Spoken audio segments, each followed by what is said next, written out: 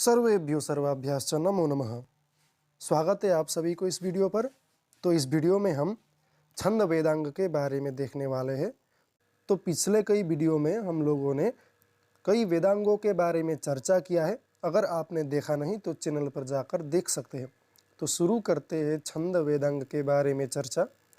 ठीक, तो छंद शब्द छद धातु से बना है, जिसका अर्थ ढकना होता है। छंदांसी छादनात् इस प्रकार से निरुक्त में प्राप्त होता है, अर्थात छंद भावों को आच्छादित करके उसे समष्टि रूप प्रदान करता है। ठीक, तो आचार्य यास्क ने इस प्रकार बताया है।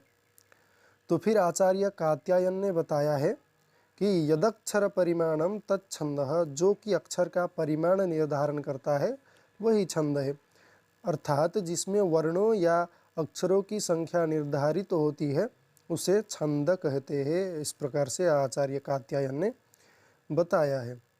तो छंद मूलतः दो प्रकार के होते हैं, एक तो है वैदिक छंद और दूसरा है लौकिक छंद।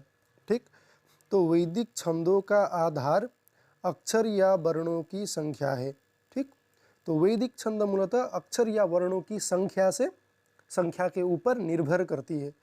तो छंद को वेद का पाद कहा गया है पाणिनीय शिक्षा में, छंदः पादौ तु वेदस्य, इस प्रकार से। ठीक, तो 8 अध्यायों में विभक्त छंद सूत्र के रचयिता आचार्य पिंगल है।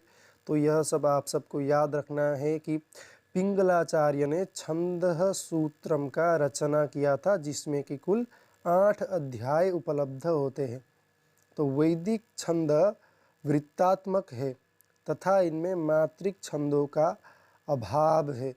ठीक, लौकिक छंदों में मात्रिक छंद भी है और वर्णिक छंद भी है, लेकिन वैदिक छंद में केवल वर्णों के ऊपर ही निर्भर किया जाता है, वहाँ पर मात्रा का कोई व्यवहार नहीं होता। ठीक, तो निदान सूत्र में छंदों के नाम और लक्षण कई प्रकार से दिए गए हैं।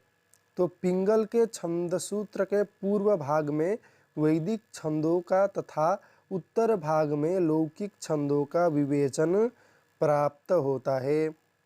वैदिक छंदों को अक्षर छंद भी कहा जाता है, क्योंकि वैदिक छंदों में केवल अक्षरों की गणना की जाती है। तो वैदिक छंद दो प्रकार के होते हैं, अक्षर गणनानुसारी तथा पादाक्षर गणनानुसारी। ठीक, तो एक प्रकार से तो संपूर्ण मंत्र के अक्षर के हिसाब से भी वैदिक छंद गिना जा सकता है, और फिर पाद करके एक एक पाद करके भी वैदिक छंदों का गणना किया जा सकता है। ठीक, तो जिसमें अक्षरों की गणना हो उसे अक्षर गणनानुसारी तथा जिसमें पादों की गणना हो उसे पादाक्षर गणनानुसारी छंद कहते हैं। ठीक, तो वैदिक छंदों की कुल संख्या 26 है। ठीक, तो ऋग्वेद में प्रयुक्त छंदों की संख्या 20 है। ठीक, तो वेदों में मुख्य रूप से 7 छंदों का प्रयोग होता है। यह 7 छंद अतीव प्रसिद्ध है, गायत्री, उष्णिक, अनुष्टुप, बृहति, पंक्ति, त्रिष्टुप और जगति।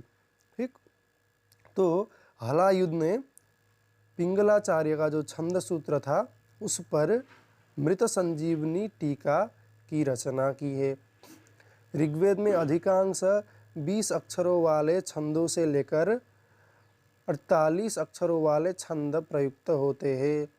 ठीक, तो छंद विषय कुछ नियम देख लेते हैं कि पद के अंत के साथ शब्द का अंत होता है।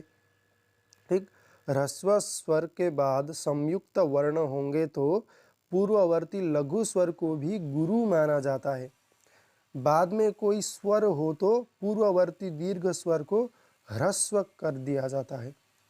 शब्द के अंतर्गत और संधि स्थानों में प्राप्त य व को आवश्यकता अनुसार क्रमशः ई उ पढ़ा जाता है। ठीक, तो एकादेश हुए स्वरों को उच्चारण के समय आवश्यकता अनुसार एकादेश से पूर्व की स्थिति में पढ़ा जाता है।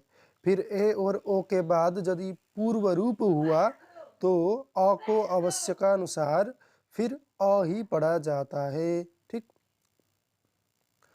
तो अभी वैदिक छंदों में अक्षर किस प्रकार से होते हैं वह देखते हैं। ठीक, तो गायत्री छंद में 24 अक्षर होते हैं और 3 पाद होते हैं।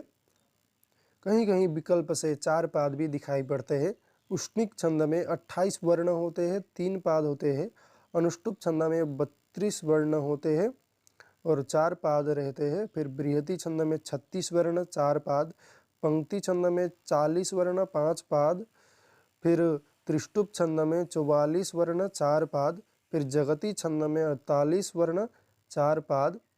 फिर अति जगती में 52 वर्ण, 5 पाद। अति सक्करी में 60 वर्ण, 5 पाद। और अष्टी जो है वहाँ पर 64 वर्ण और 5 पाद। फिर अत्यष्टि, इस प्रकार से कई और छंद प्राप्त होते हैं। तो छंद में एक अक्षर कम होने पर निचृत कहलाता है। जिस प्रकार से निचृत गायत्री, निचृत उष्णिक आदि, निचृत गायत्री में 23 अक्षर होते हैं। गायत्री में कुल 24 अक्षर होते हैं और निचृत गायत्री में अगर एक कम कर देंगे तो 23 अक्षर हो जाते हैं। ठीक, तो छंद में एक अक्षर अधिक होने से भूरिक कहलाता है। भूरिक गायत्री, भूरिक उष्णिक, भूरिक अनुष्टुप, इस प्रकार से। तो भूरिक गायत्री में 25 अक्षर होते हैं, 24 होते हैं गायत्री में, एक जोड़ देंगे तो भूरिक गायत्री में 25 अक्षर बन जाएंगे। ठीक, तो छंदों में 2 अक्षर कम होने पर विराट कहा जाता है। विराट गायत्री, विराट उष्णिक, इस प्रकार से।